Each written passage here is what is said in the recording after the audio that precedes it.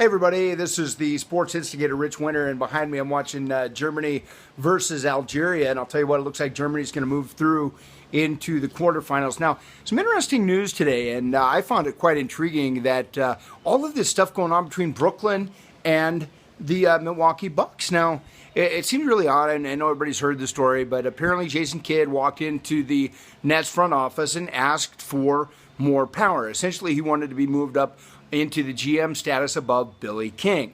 Well, the owner of the Nets said no, and in Kidd's back pocket, of course, he had the answer of he'd like to go visit with the Milwaukee Bucks.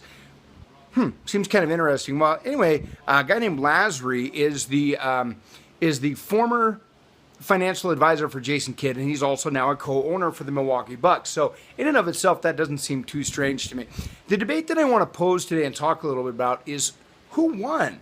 Like, all of a sudden, out of the blue, like this marriage made in heaven for Jason Kidd went south awfully quickly, and now it looks like the Nets are in search of a coach, and of course that list has been predominantly pared down a little bit with some of the hirings thus far, Steve Kerr among those, and some others that have been hired around, and Jason Kidd runs off to the Milwaukee Bucks. So who won in this situation? Because Jason Kidd is going to a team that had the worst record in the league last year. Milwaukee, though, did get Jabari Parker. You got to feel bad for the coach of the Bucks, who was absolutely let go just all of a sudden. A couple of days ago, he was like, man, I got Jabari Parker. And now he's like, I don't have Jabari Parker and or a job.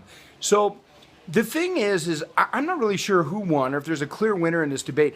The one thing I do know is that for the Brooklyn Nets, I think coaches of Jason Kidd's ilk are a dime a dozen right now. He hasn't proven himself to be a spectacular coach.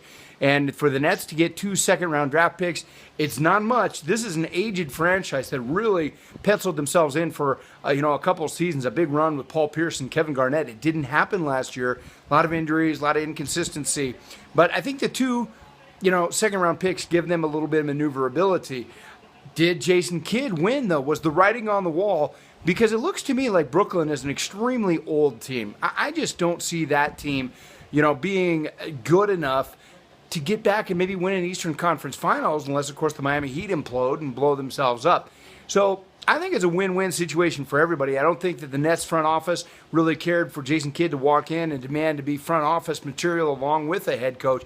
And I got to say, for the Nets, for Jason Kidd, he kind of wins too. He goes to some new blood in a comfortable environment. He'll probably learn the ins and outs of trading and have to build through the draft. So I'm going to call it a win-win situation, but definitely a weird goings-on this week in the world of NBA sports. Sports Instigator Rich Winter, out.